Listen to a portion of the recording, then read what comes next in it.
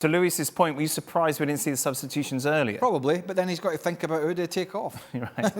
who do you take off? Who's going to... It's very early. I don't want to get in people's wrong side. But yeah, they were not going anywhere. They were not... It was all very slow. It was very, and Mallorca defended well. They defended well, they attacked well, they had a great shape. And as I mentioned, the left back, €5 million.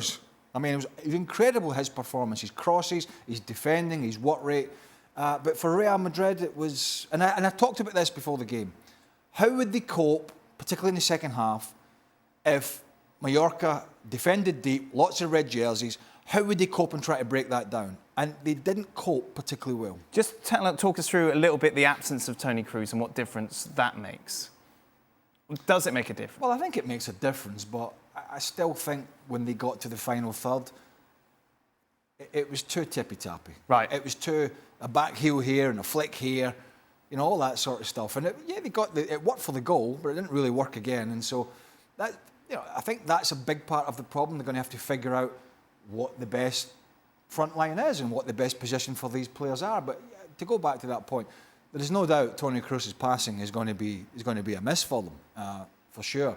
But I don't think that was the major problem today. I just think the balance in the team with all those players in the forward position and Jude Bellingham deeper, that for me just took away another threat. Because if you've got Bellingham coming from that central position and I've got Mbappe and Vinicius or Rodrigo and I'm worried about them and I'm keeping my eye out for them, those players, I've got worried about where the movement is going to be, then as a midfielder, you've got Bellingham attacking that space. Yeah. That's another threat, but we didn't really see that today because there was a change of position for Jude Bellingham and for one or two others. Luis, do you agree? Yeah, of course I agree. My point on Kroos is that if you got players that they are going to be players on 1v1, you got Vinicius in the left side and Rodrigo in the right side. What you want is bringing the ball as soon as possible, but not if you play the ball from Mendy to Rudiger to Militao to Carvajal, and then to Rodrigo, because the other team is already in shape.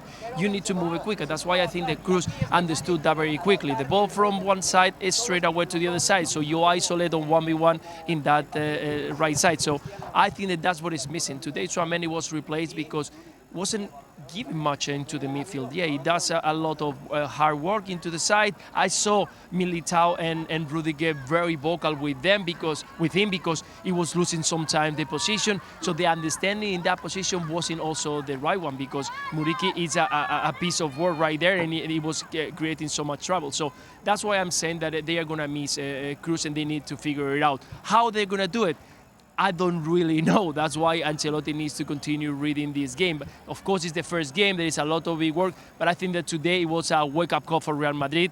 And I think they need to address it very quick because, as you know, in 3 weeks, you can be 5-7 points away from the opponents. And that's not something that Real Madrid wants right now. Well, a while ago, Luis, we just saw somebody running around and doing his laps around the field, and it happened to be Endrick. There was so much, I suppose, hype, especially around him when he came in, and we kind of almost looked at him and said, oh yeah, forgot he was on the bench too.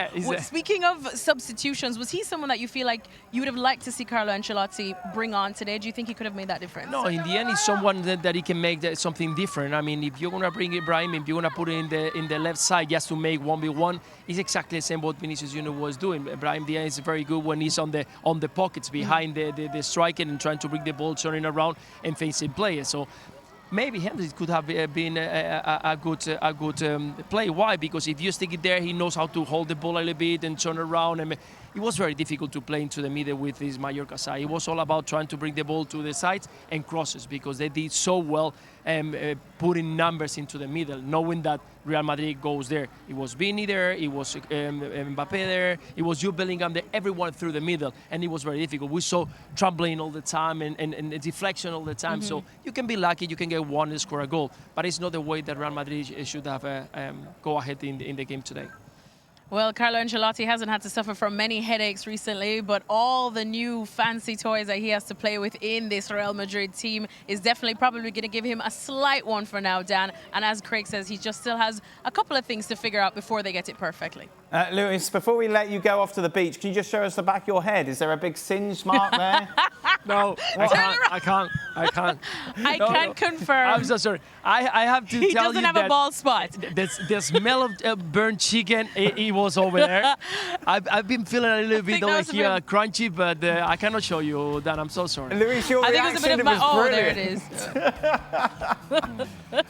Because it was a proper reaction. I wasn't expecting anyone behind me, and I saw the flame just coming through my head. So it was just a little bit crazy, and it was very hot. I can tell you that I felt the heat. Yeah. It was very hot It's not normal that indeed. you go to a football game. It isn't very normal you go to a football match and there's a flamethrower behind you. Someone's blowing fire behind you. There we go. Guys, as always, thank you very much. Much appreciated. Just a reminder, La Liga continues tomorrow.